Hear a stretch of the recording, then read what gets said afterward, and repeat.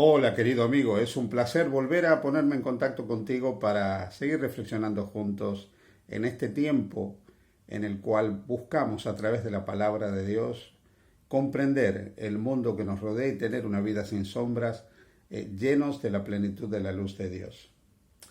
¿Cuántas veces a lo largo de nuestra vida experimentamos situaciones donde preguntamos ¿por qué, Señor? ¿Cuántas situaciones, momentos, experiencias nos llevan a clamar al cielo y nos preguntamos por qué Dios no ha impedido que ocurra eso? ¿Por qué ha permitido que ocurra tal o cual otra cosa? Esto nos acontece permanentemente a los seres humanos. Todos nosotros, de una forma o de otra, estamos constantemente en situaciones donde decimos, y no podría haber sido de otra manera, ¿por qué me tiene que acontecer esto a mí? Bien. Déjame decirte en primer lugar algo que alguna vez ya mencioné. Estamos en un contexto de conflicto, en una guerra cósmica entre el bien y el mal. Y es imposible que el mal no nos llegue. No es que te llegue a ti, me llega a mí y le llega a todos los otros mortales que están por este mundo. Debiéramos dejar de pensar en términos de que somos los únicos que van sufriendo por el planeta. Todos experimentamos momentos de dolor, de sufrimiento, todos experimentamos tensión y dificultades. Pero yo no quiero centrarme en esto en esta mañana. Yo quiero hablarte de otra cosa frente a esta realidad. Hace algún tiempo leí la historia de aquellos primeros navegantes del Pacífico Sur cuando se fueron descubriendo, o mejor dicho, no descubriendo, sino que los occidentales llegaron a Australia, Nueva Zelanda y todas aquellas islas del Pacífico Sur. En uno de esos viajes, un pequeño barco naufragó. Y el triste resultado fue que la mayoría de los que iban en el barco pues murieron. Algunos lograron llegar a una pequeña isla remota, muy pequeña, esa isla no tenía habitantes.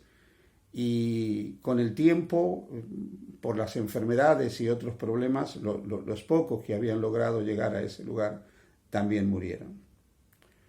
El único sobreviviente que quedó de esta expedición, de este viaje por el Pacífico Sur, con las pocas cosas que sobraban logró hacer una chabola, una pequeña cabaña que montó cerca de la playa. Y ahí veía cómo los días pasaban y a través de la caza, a través de la pesca y de las fuentes naturales de agua que había en esa pequeña isla, pudo ir sobreviviendo a pesar de que sus compañeros ya habían muerto. Cierto día salió a caminar al otro lado de la isla y de pronto vio humo y vio, a medida que se iba acercando a donde él vivía, cómo la pequeña casa que él había hecho, esa chabola de madera y de restos del barco, se estaba incendiando. Por algún motivo que él no sabía explicar se había producido ese incendio, quizás por un descuido de él, o por otra cosa que él no sabía identificar. Tristemente se arrodilló en la orilla de la playa al ver cómo esa pequeña casa, que era lo único que él tenía, lo único que le daba cobijo, lo único que significaba algo que le pertenecía a él y era una manera de estar anclado a la vida y le daba alguna suerte de refugio, desaparecía entre las llamas. Mientras el humo subía al cielo, él simplemente lloraba y gritaba mirando al cielo, ¿por qué, Dios mío? ¿Por qué permites que me acontezca esto? Triste, desesperado, angustiado, con el ánimo totalmente arruinado por la situación que le había tocado vivir hasta ese momento, recordando el naufragio, la pérdida de sus compañeros, 2 días después estaba simplemente tirado abajo de un árbol, bajo la sombra de un árbol, desesperado y angustiado. Y de pronto vio un barco en el horizonte. Vio cómo ese navío con sus velas se iba acercando cada vez más a esa isla y de pronto un bote fue lanzado de ese barco con sus marineros que llegaron a la isla y él fue al encuentro de ellos. En síntesis, él les preguntó cómo habían llegado a esa isla, cómo habían pensado que había habitantes en esa isla. Los marineros le dijeron, las señales de humo que tú hiciste nos permitieron ver que probablemente había algún náufrago en esta isla. Sabíamos que había habido un naufragio y al ver las señales de humo dijimos, esas son señales que nos están haciendo para ir a rescatar a los náufragos. ¿Te das cuenta? Si esa chabola no se hubiera incendiado, ese hombre probablemente nunca hubiera sido salvado. De esto quiero reflexionar contigo en esta mañana. Romanos capítulo 8, el versículo 28 nos dice, y sabemos que a los que aman a Dios, todas las cosas les ayudan a bien. Esto es, a los que conforme a su propósito son llamados. Querido amigo y amiga que me escuchas, Dios no ordenó la existencia del mal. Dios no es autor del mal, del dolor, del sufrimiento, pero Dios previó su existencia. Y previó aún mecanismos para que el mal no fuera algo que nos dañara de tal manera que no podamos recuperarnos de ese mal.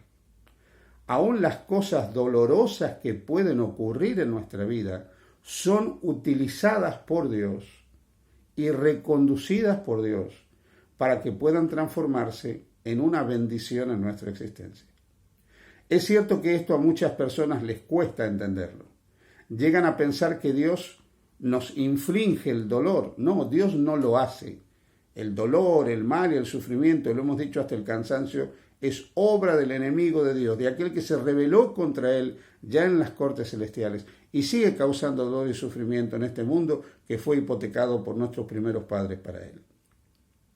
Pero Dios aún puede torcer las experiencias traumáticas y dolorosas en una experiencia de bendición para nosotros.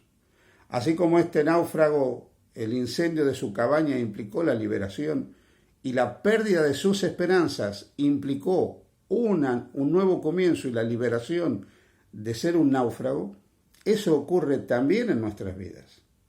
Muchas veces acontecen cosas que no terminamos de entender, pero al final del camino comprendemos que Dios lo permitió o lo impidió porque realmente tenía algo mejor para nosotros.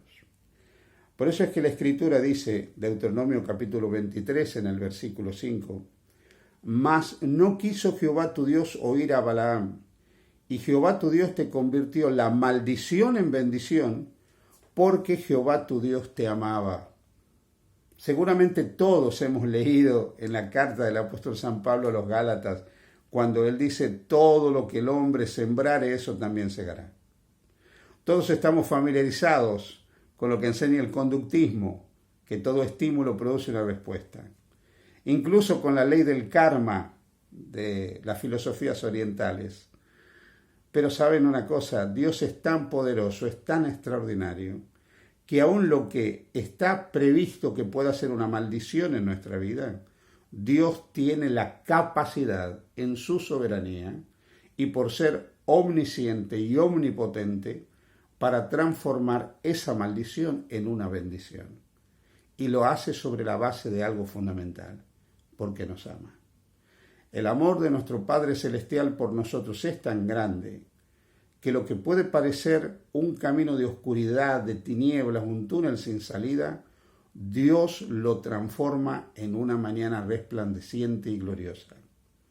Lo que puede parecer a nuestros ojos una tormenta tremenda, Dios lo transforma en un día apacible.